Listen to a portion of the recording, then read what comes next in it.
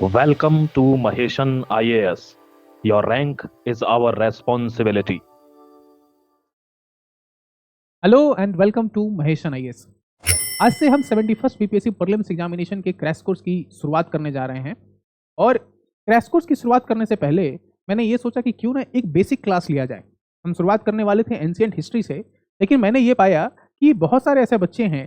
जब मेरा ऑफलाइन में क्लास होता था तो वहाँ पे मैंने ये पाया था कि बहुत सारे ऐसे बच्चे हैं जिनको हिस्ट्री का अर्थ नहीं पता। उनको हिस्ट्री का मतलब सिर्फ ये पता है ancient history, medieval history, modern history, world history, art and culture, लेकिन उनको ये नहीं पता कि हिस्ट्री क्या है। तो क्यों ना एक बेसिक क्लास रखा जाए। यही बेसिक क्लास आज हमने रखा है। इस बेसिक क्लास को करने के बाद आपको हिस्ट्री से रिलेटेड जितने भी डाउट्स हैं वो आपके क्लियर हो जाएंगे। हालांकि ये हमारा क्रैश कोर्स है, तो इस क्लास को भी क्रैश कोर्स के फॉर्मेट में ही डिजाइन किया गया है। जब आप हमारे फाउंडेशन कोर्स में आएंगे तो वहाँ पे हम इस चीज़ को बहुत ही डिटेल्ड मैनर में डिस्कस करेंगे। क्योंकि ये क्रैश कोर्स है तो हम भी बहुत ही फास्ट तरीके से, बहुत ही रैपिड तरीके से इस फॉर्मेट को समझेंगे कि हिस्ट्री का फॉर्मेट क्या है, पढ़ने का तरीका क्या होना चाहिए, और हम हिस्ट्री को पढ़ते कैसे हैं, और हिस्ट्री का अर्थ क्या है।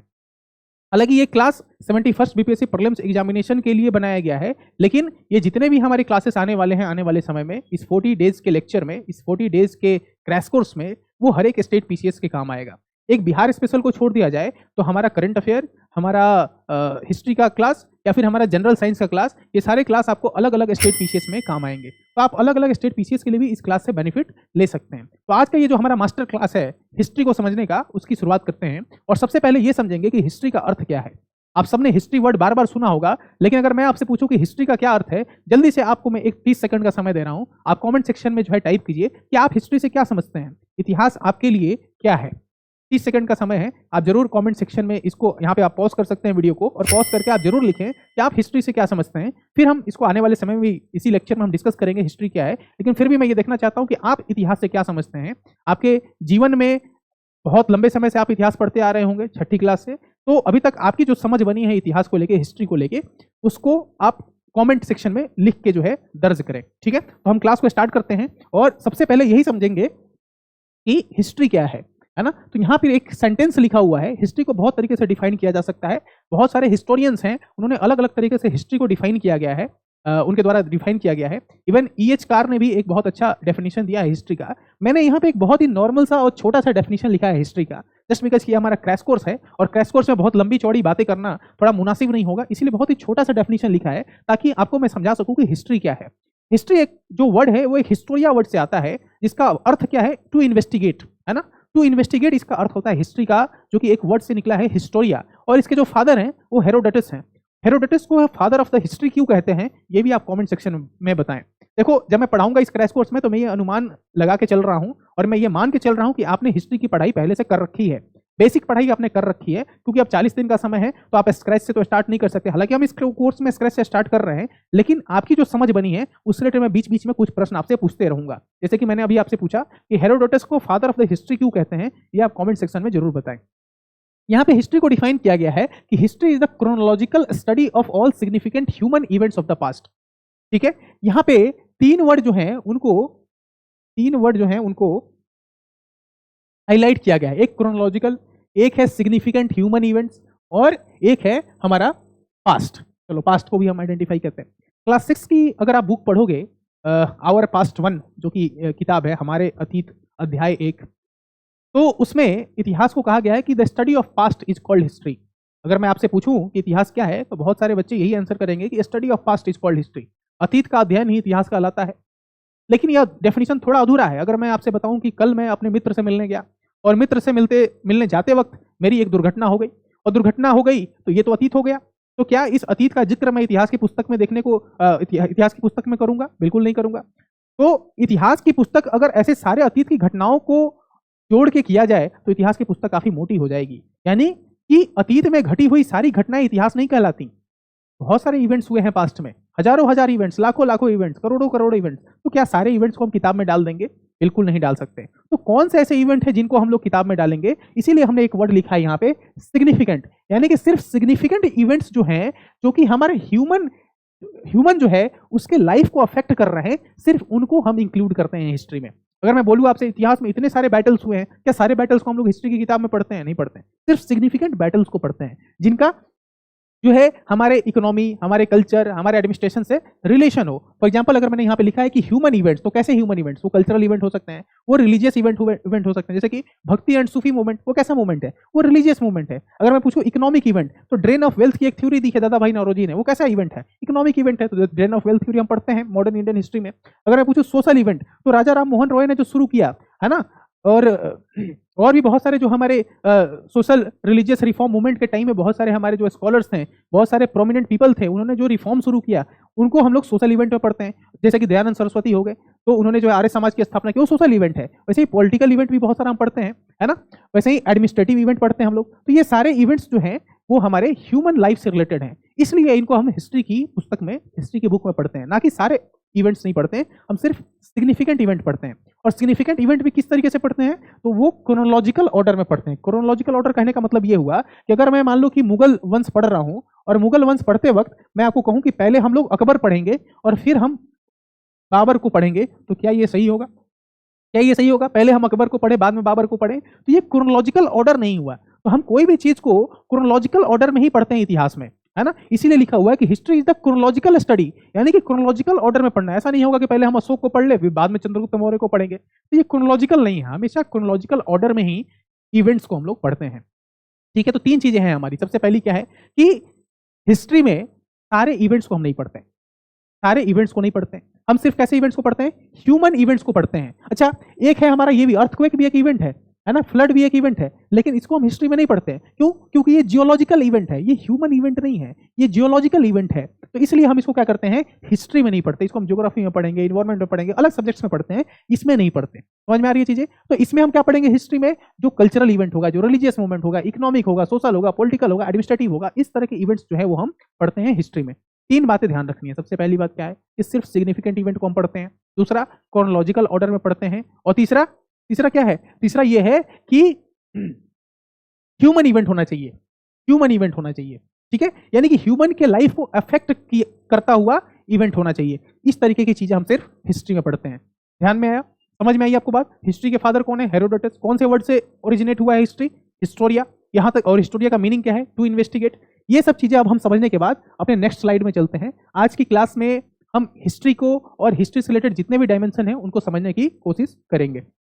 अच्छा, चूंकि ये हमारा क्रैश कोर्स है तो इसीलिए मैंने बहुत ही छोटा डेफिनेशन लिखा और बहुत ही छोटे तरीके से जो है आपको समझाने की कोशिश कर रहा हूं, ताकि बहुत ही कम समय में हम बेहतर चीजों को समझ पाए। अगला अगर आप देखोगे तो देखो, हिस्ट्री को पढ़ने का तरीका क्या होगा। जितने भी आप बुक्स पढ़ते हो, चाहे वो रामचरण शर्मा की एंशिएंट हिस्ट्री की बुक हो, चाहे उपेंद्र सिंह की हिस्ट्री की बुक हो एंशिएंट हिस्ट्री की, चाहे वो सतीश चंद्रा की मेडिवल हिस्ट्री की बुक हो, चाहे मॉडर्न हिस्ट्री की विपिन चंद्रा की बुक हो, कोई भी बुक हो, है ना, जो आप हिस्ट्री की पढ़ते हैं, खासकर अगर एंशिएंट मेडिवल की बात करें, तो जिसने बुक को लिखा है ना, जैसे रामचरण शर्मा जी ने अगर बुक को लिखा है, आर्य शर्मा जी ने बुक को लिखा है एंशिएंट हिस्ट्री की, तो उनको उस बुक में लिखी हुई बातों को कौन बताया? वो उनको कौन बताया कि मौर्य काल में क्या हुआ था? उनको कौन बताया कि पाषाण काल में क्या हुआ था? स्टोन एज में क्या हुआ? मौर्यन पीरियड में क्या हुआ? गुप्ता पीरियड में क्या हुआ? महाजनपद पीरियड में क्या हुआ? बुद्धिज्म क्या है? जैनिज्म क्या है? ये सब बातें रामचरण शर्मा को बताई किसने? जवाब दीजिए, किसने बताई रामचरण शर्मा को, जो उन्होंने उस किताब में लिख दी? कोई भी इतिहासकार जो होता है, कोई भी हिस्टोरियन जो होता है, वो स्टडी करता है किसकी? सोर्सेस की। सोर्सेस की स्टडी करने के बाद वो क्या करता है? किताब को लिखता है। समझ में आ रहा है बात? यानी हिस्टोरियन सोर्स की स्टडी करेगा और सोर्स की स्टडी करने के बाद अपना लॉजिक लगाता है।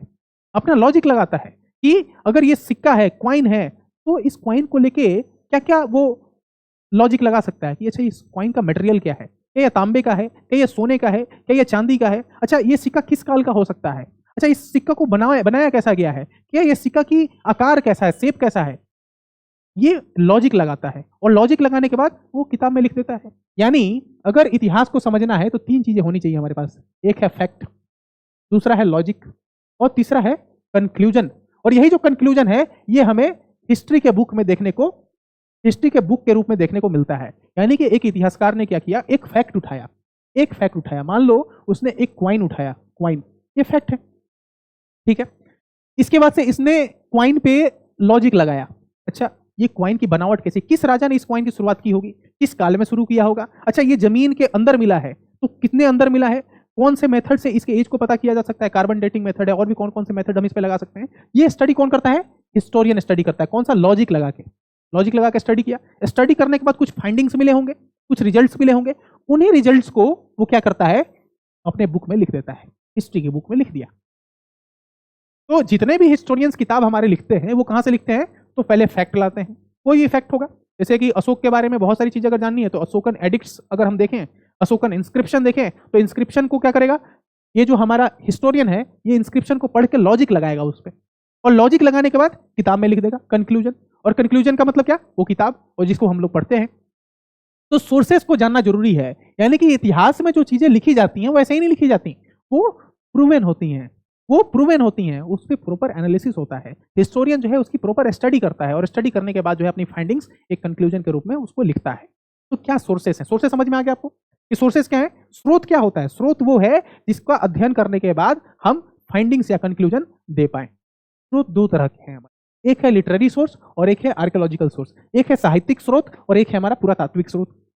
साहित्यिक स्रोत की अगर मैं बात करूं तो साहित्यिक स्रोत पाषाण काल में नहीं हुआ करता था, स्टोन एज में कोई हमारे पास साहित्यिक स्रोत नहीं है।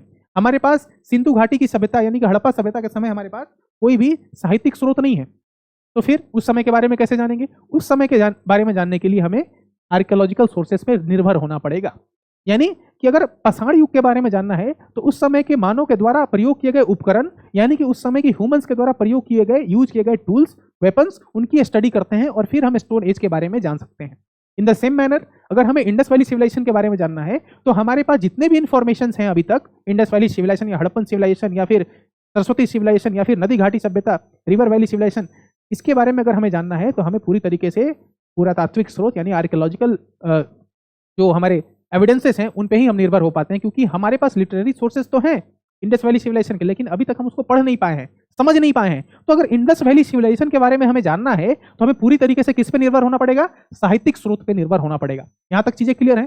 तो लिटरेरी सोर्स और साहित्यिक स्रोत क्लियर हो गया। लिटरेरी सोर्स मतलब क्या, लिखा हुआ, लिखा हुआ। अच्छा, दो चीजें होती हैं, एक वो जो हम लोग इंग्रेव करके लिखते हैं, इंग्रेव, और एक वो जो हम इंक से लिखते हैं। जैसे अगर मैं बुक पे लिख रहा हूं, कोई बुक, बुक पे तो हम लोग इंक से लिखते हैं ना। इंग्रेव, इंग्रेव जैसे कि इंस्क्रिप्शन, इंस्क्रिप्शन, कोई भी शिलालेख, माफ करना मेरी हिंदी उतनी अच्छी नहीं है लेकिन मैं कोशिश करता हूं, क्योंकि हमारी ये क्लास इंग्लिश मोड में है, हमने इस प्लेटफॉर्म को इंग्लिश मोड के लिए बनाया है, ना ही इंग्लिश ना ही हिंदी, इंग्लिश मोड है ना। तो जो भी शिलालेख होता है उस पर उत्कीर्ण की जाती हैं चीजें, मतलब लिखने के लिए क्या है, उस पर खुरेद खुरेद की चीजें लिखी जाती हैं, इसको हम लोग कहते हैं इंग्रेव, ठीक है। और जो इंक से लिखी जाए, जैसे कि बुक वगैरह पे लिखते हैं, उसको हम लोग इंक से लिखते हैं। ये लिटरेरी सोर्सेस में आते हैं, ये दोनों चीज किस में आती हैं, लिटरेरी सोर्सेस में। समझ में आ रहा है।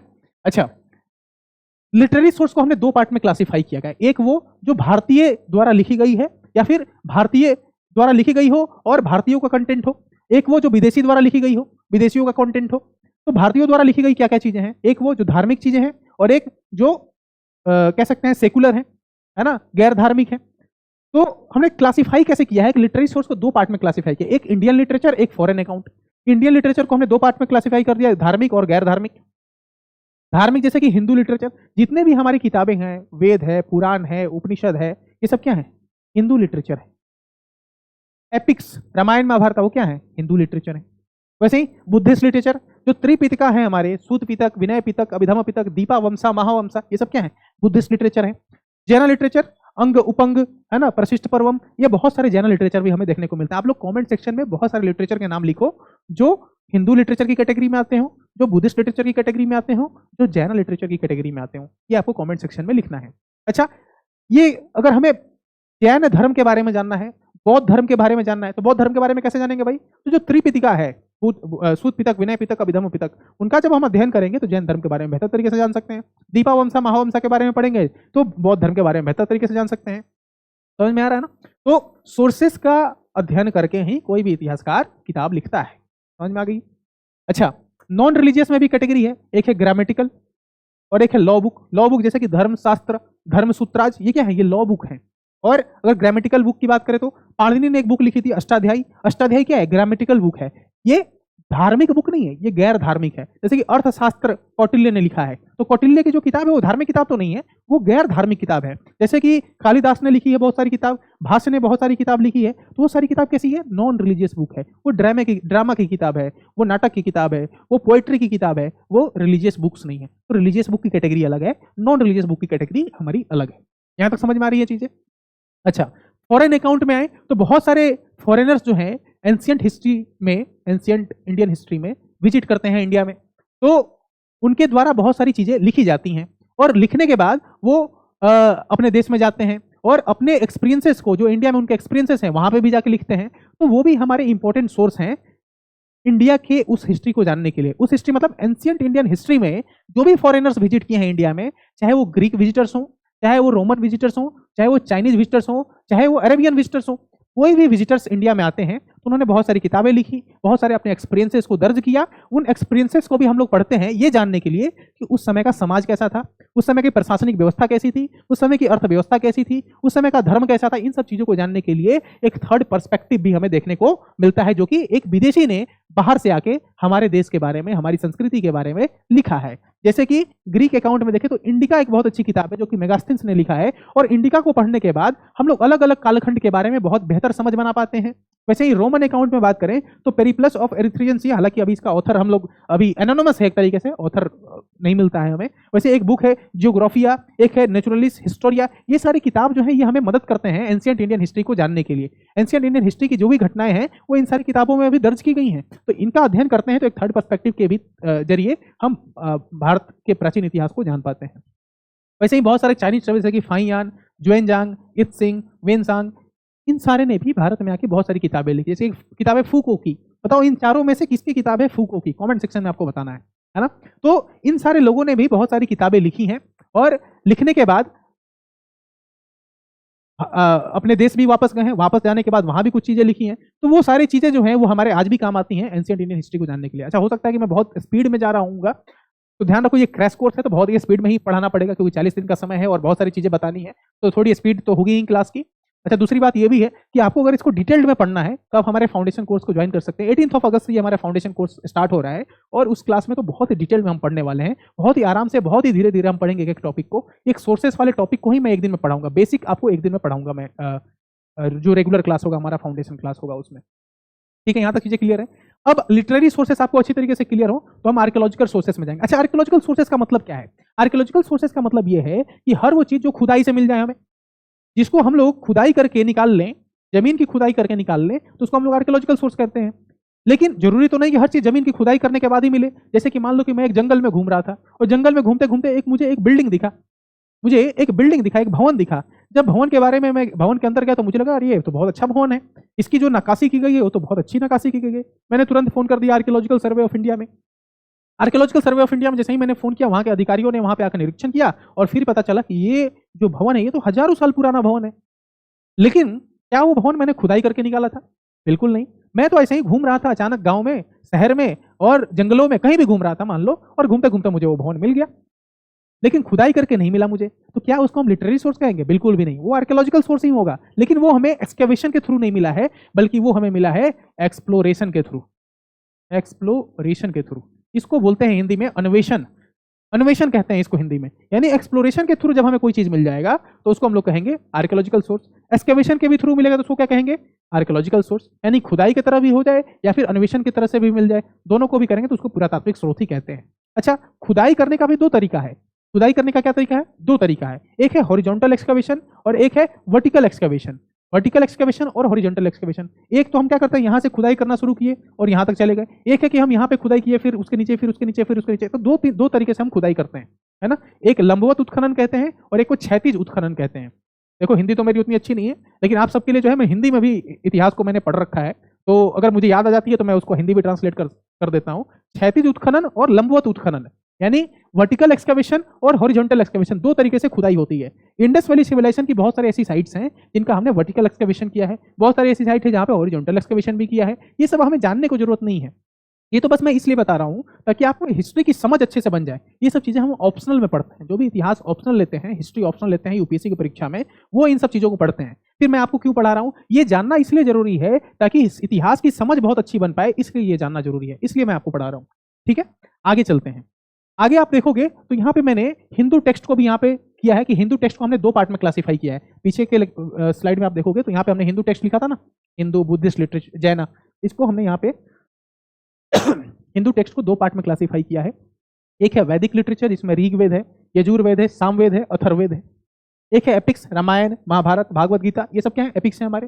वैसे बुद्धिस्ट टेक्स्ट में त्रिपिटिका है, जातक कथाएं हैं हमारी। त्रिपिटिका मतलब सूत पिटक, विनय पिटक, अभिधम्म पिटक। इन तीनों के कंपाइलेशन किसने किया है ये भी आप कमेंट सेक्शन में बताओ कि सूत पिटक का कंपाइलेशन किसने किया, विनय का किसने किया, अभिधम्म पिटक का किसने किया, ये आप कमेंट सेक्शन में बताओ। अच्छा, जैन टेक्स्ट में भी देखेंगे तो कल्प सूत्र है, भगवती सूत्र है, प्रशस्त पर्वन है, प्रशस्ति पर्वम बोलते हैं इसको। ये सारे क्या है? जैन टेक्स्ट हैं। अब आते हैं आर्कियोलॉजिकल सोर्सेस में। तो आर्कियोलॉजिकल सोर्सेस में दो मेथड हैं, एक है एक्सकवेशन का मेथड, एक है एक्सप्लोरेशन का मेथड। समझ में आया?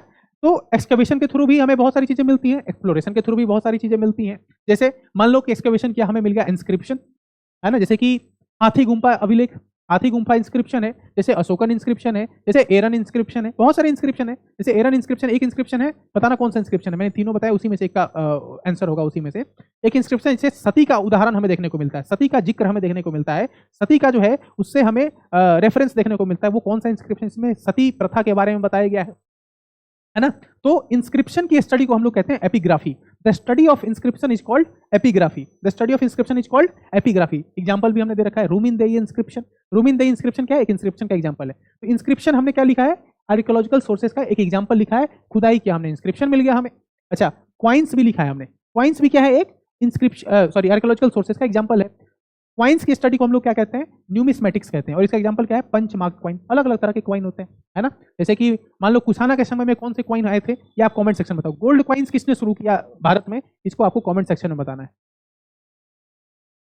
उसके बाद से मटेरियल रिमेन्स, जैसे कि स्तूप, है ना, ये भी हमारे किसमें है? जैसे कि सांची का स्तूप आ गया, भरूच का स्तूप आ गया, केसरिया स्तूप जो कि बिहार में है वो भी आ गया। ये सारे क्या है? मटेरियल रिमेन्स हैं, ये भी हमारे आर्कियोलॉजिकल सोर्स में आएंगे। भवन, बिल्डिंग, वो भी आर्कियोलॉजिकल सोर्स में आएगा। मन के बीड्स, वो भी आर्कियोलॉजिकल सोर्स में आएंगे। जैसे ब्रिक, बीड्स, बोन्स, बोन्स जो हड्डियां हैं वो भी आर्कियोलॉजिकल सोर्स में आएंगे। मृद भांड, घड़ा, है ना, पोट्री, वो भी आर्कियोलॉजिकल सोर्स में आएगा। ये सारी चीजें आर्कियोलॉजिकल सोर्सेस में ही आते हैं, ठीक है। गहने, अलंकरण की ज्वेलरी की जो चीजें हैं वो भी आर्कियोलॉजिकल सोर्सेस में आपको देखने को मिली। सारे आर्कियोलॉजिकल सोर्सेस के एग्जांपल हैं। अगर आप कोई भी म्यूजियम में जाओगे ना, हिस्ट्री से रिलेटेड, जैसे कि आप हुमायूं टॉम्ब में अगर चले जाओगे, हुमायूं का किला जो कि दिल्ली में है, वहां पे अगर आप जाओगे तो वहां पे क्या बोलते हैं उसको, म्यूजियम है। म्यूजियम में जाने के बाद आपको बहुत सारी ऐसी चीजें देखने को मिलेंगी, आर्कियोलॉजिकल सोर्सेस के सारे एग्जांपल्स वहां पे आपको देखने को मिलेंगे। एक बार आप म्यूजियम में जाके विजिट कर सकते हैं। पटना में भी अगर आप जाओगे तो बोरिंग रोड के पास एक म्यूजियम है, वहाँ पे भी आप जाके जो है सारी जो आर्कियोलॉजिकल सोर्सेस हैं उनका एग्जांपल आप देख सकते हो। लिटरेरी सोर्सेस के भी एग्जांपल वहाँ पे देखने को मिलते हैं, ठीक है। ये चीजें क्लियर हो गई। नेक्स्ट, कुछ यहाँ पे बुक्स के नाम लिखे हुए हैं और उनके राइटर के नाम लिखे हैं। जैसे कि अश्वघोष ने बुद्ध चरित्र नाम की एक किताब लिखी है, कालिदास ने अभिजान शकुंतलम, मालविका अग्निमित्र, रघुवंशम, मेघदूतम, ये सब कालिदास की किताब है। विशाख दत्त ने मुद्रा राक्षस लिखा है, देवी चंद्रगुप्तम लिखा है ना। बाणभट्ट ने कादम्बरी लिखा है, हर्षचरित्र लिखा है, बायोग्राफी है हर्ष की, हर्षचरित्र। पाणिनि ने अष्टाध्यायी लिखी है, कौटिल्य ने अर्थशास्त्र लिखी है। ऐसे ही बहुत सारे और भी ऑथर्स हैं जिनके बुक्स के नाम हमें याद रखने हैं। एग्जाम्स में ये क्वेश्चन पूछे जाते हैं कि ये बुक है, इनका ऑथर कौन है, या फिर ये ऑथर की इनमें से कौन सी बुक है। ये दोनों तरह से क्वेश्चन पूछे जाते हैं, आपको इनको प्रिपेयर करना पड़ेगा, ठीक है। नेक्स्ट हम समझते हैं कुछ डेटिंग एंड टाइमलाइन।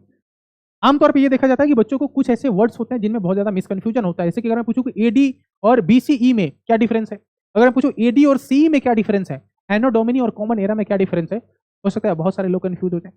तो आज के इस क्लास में इसको भी हम क्लियर कर देते हैं। सबसे पहले देखो, सेंचुरी एक वर्ड लिखा हुआ है, सेंचुरी। सेंचुरी कितने साल को कहते हैं? 100 साल को हम लोग क्या कहते हैं? सेंचुरी कहते हैं। 100 साल को क्या कहते हैं? सेंचुरी कहते हैं। जैसे कि एग्जाम्पल में फर्स्ट सेंचुरी अगर सी लिखा है, सी का मतलब क्या हुआ? Common era.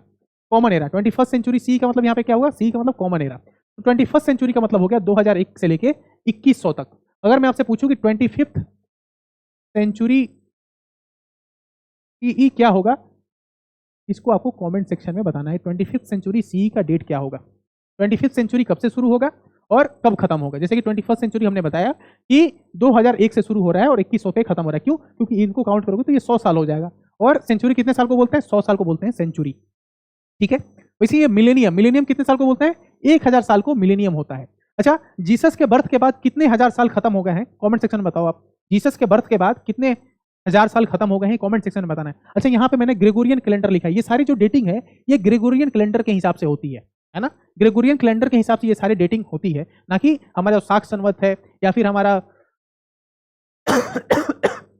जो भारतीय जो गणना करने की जो मेथड्स हैं उनके हिसाब से नहीं होता, बल्कि हमें ग्रेगोरियन कैलेंडर के हिसाब से हम लोग हिस्ट्री में काउंट करते हैं, ठीक है। मिलेनियम कितने साल को बोलते हैं? 1000 साल को हम लोग क्या कहते हैं, मिलेनियम कहते हैं। जैसे कि फर्स्ट मिलेनियम अगर मैं बोलूंगा तो ये 1 CE से शुरू होकर 1000 CE पे खत्म होगा। अगर मैं पूछूं कि अभी कौन सा मिलेनियम चल रहा है, तो अभी हमारा चल रहा है थर्ड मिलेनियम। थर्ड मिलेनियम चल रहा है जो कि 2001 से शुरू हुआ है और 3000 पे खत्म होगा। 2001 से शुरू हुआ और अभी हम 2025 में हैं और ये चलेगा 3000 CE तक, CE तक चलेगा। यानी कि अभी जो समय चल रहा है वो क्या चल रहा है, CE का चल रहा है, कॉमन एरा का। आने वाले ये जो हमारा है इसमें मैं समझाऊंगा अभी आपको। लेकिन अभी कौन सा मिलेनियम चल रहा है, थर्ड मिलेनियम CE। इसका मतलब क्या हुआ, ये 2001 से शुरू हुआ है और कब खत्म होगा, जाके हमारा खत्म होगा 3000 पे, 1000 साल बाद। समझ में आया? वैसे ही BC और BCE में कोई फर्क नहीं है।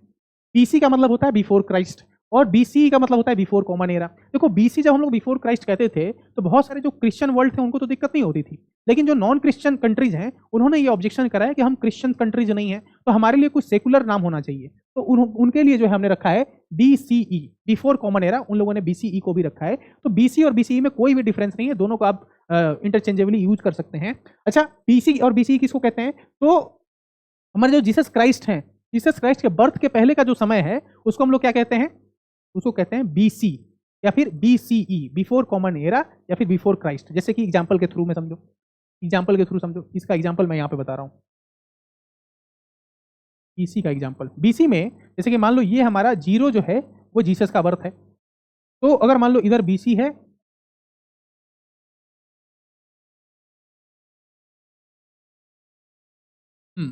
इधर BC है या फिर BCE है और इधर क्या है, AD है या फिर CE है, और ये क्या है, हमारा जीसस का बर्थ है ये। ठीक है, ये इधर अगर इधर जाएंगे तो क्या आएगा, 1 फिर 2 फिर 3 फिर 4। इधर भी जाएंगे तो क्या आएगा, पहले 1 फिर 2 फिर 3 फिर 4। समझ में आया?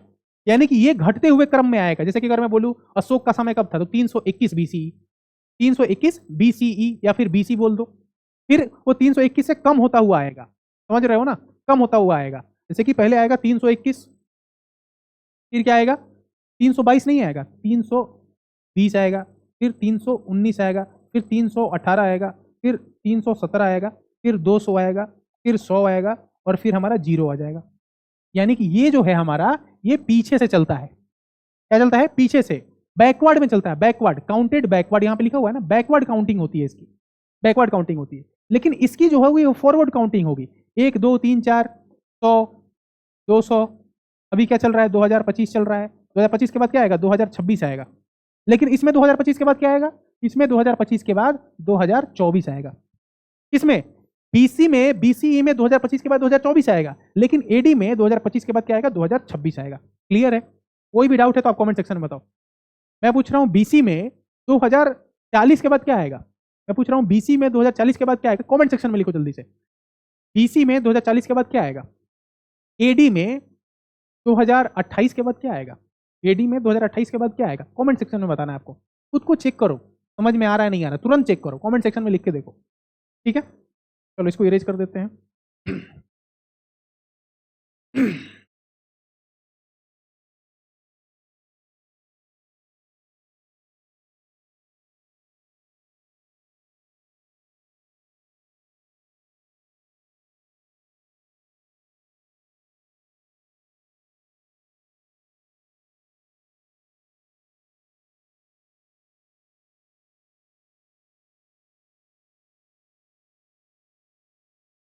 ट्रेडिशनल जो टीचर होते हैं, क्लासरूम टीचर, वो थोड़ा एडटेक फ्रेंडली नहीं होते हैं। अभी हम एडटेक में आए, पिछले काफ़ी लंबे समय से, लगभग 8-9 साल से तो हम ऑफलाइन में ही पढ़ा रहे थे। अभी ऑनलाइन में है तो हो सकता है अभी मुझे उतनी अच्छी से समझ नहीं आई है। कैसे, इसको क्या करना है ऐसे,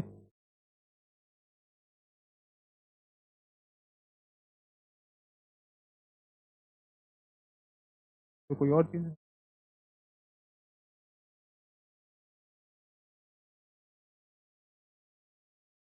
कोई नहीं, चलो बाद में करूँगा मैं, रहने दो रहने दो।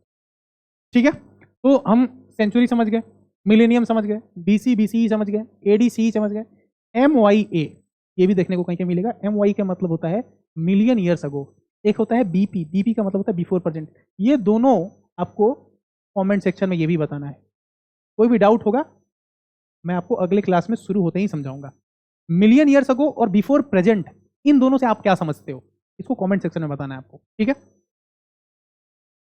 Next, based on literary sources history is divided into 3 phases, ठीक है। एक है हमारा प्री हिस्ट्री, एक है हमारा प्रोटो हिस्ट्री और एक है हमारा क्या, हिस्ट्री। हिस्ट्री, प्री हिस्ट्री और प्रोटो हिस्ट्री में क्या डिफरेंस है ये समझो। प्री हिस्ट्री उस समय को बोलते हैं, प्री हिस्ट्री किस समय को बोलते हैं, प्री हिस्ट्री उस समय को बोलते हैं जब हमारे पास कोई लिखा हुआ चीज अवेलेबल नहीं होगा, यानी कि उस समय इंसान लिखना नहीं जानता था, उस समय इंसान लिखना ही नहीं जानता था। इंसान का उस समय उद्भव हो रहा था, उद्भव मतलब इवोल्यूशन हो रहा था एक तरीके से।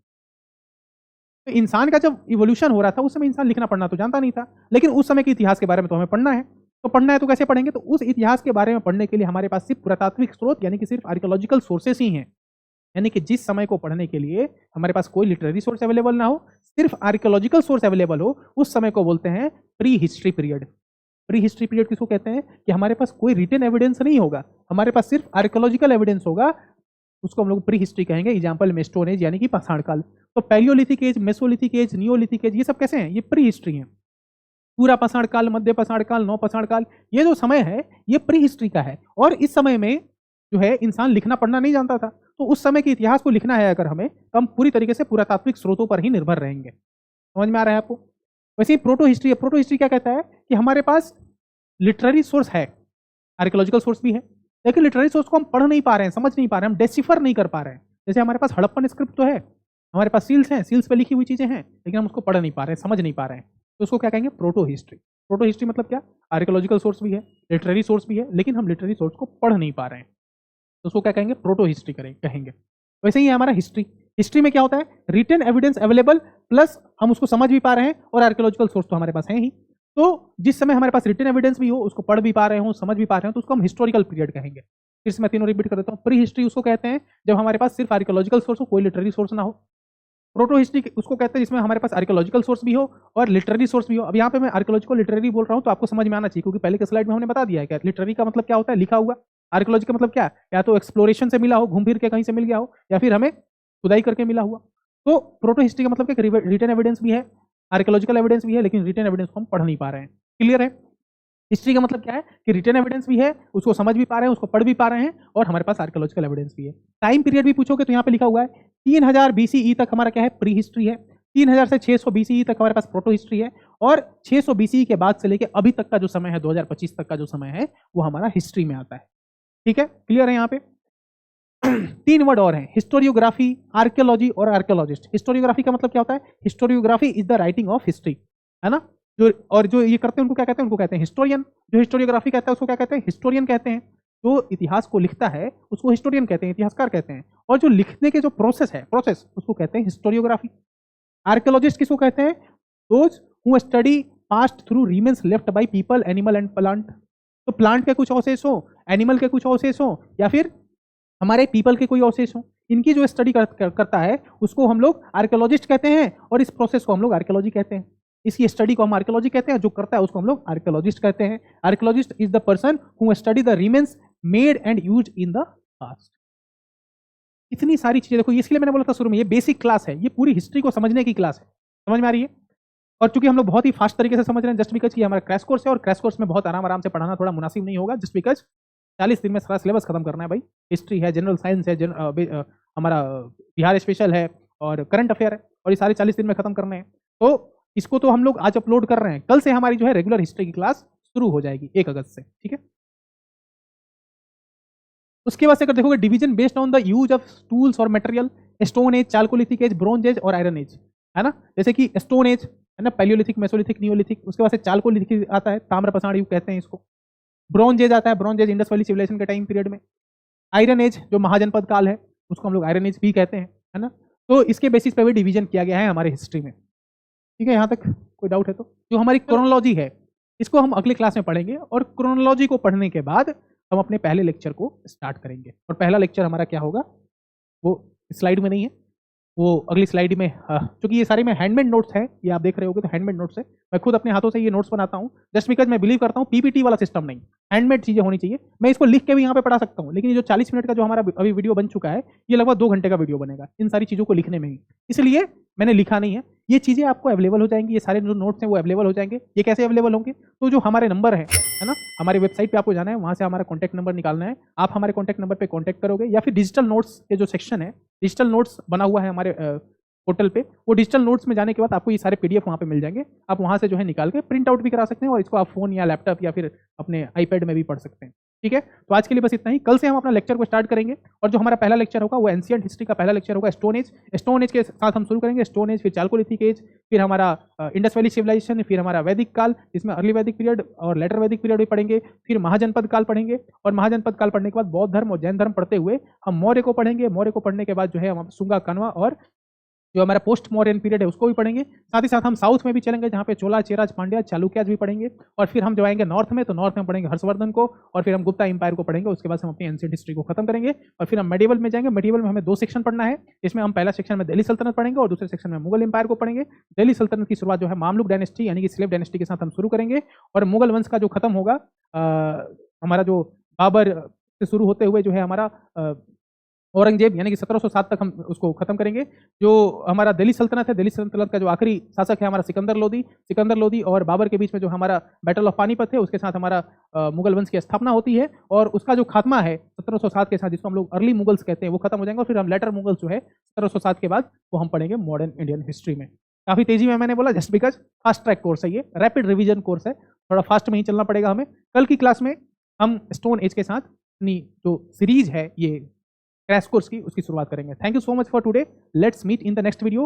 If you have like this video, अगर आपको अच्छा लगा होगा तो आप चैनल को सब्सक्राइब कर दो, वीडियो को लाइक कर दो, और अपने फ्रेंड्स, अपने दोस्त जो कि 71st बीपीएससी प्रीलिम्स की तैयारी बहुत अच्छे तरीके से करना चाहते हैं, कॉन्सेप्चुअल क्लैरिटी के साथ करना चाहते हैं, तो आप जो है इसको आप जो है इस चैनल को सब्सक्राइब कर सकते हैं, इस चैनल से जुड़ सकते हैं, क्योंकि यहाँ पे कॉन्सेप्ट समझाया जाता है, ना कि कोई रोट लर्निंग होती है। कॉन्सेप्चुअल क्लैरिटी को हम लोग ध्यान में रख के चलते हैं, और उसी हिसाब से हम लोग क्लासेस को डिजाइन भी करते हैं। Okay, thank you so much for today, let's meet in the next video. Thank you.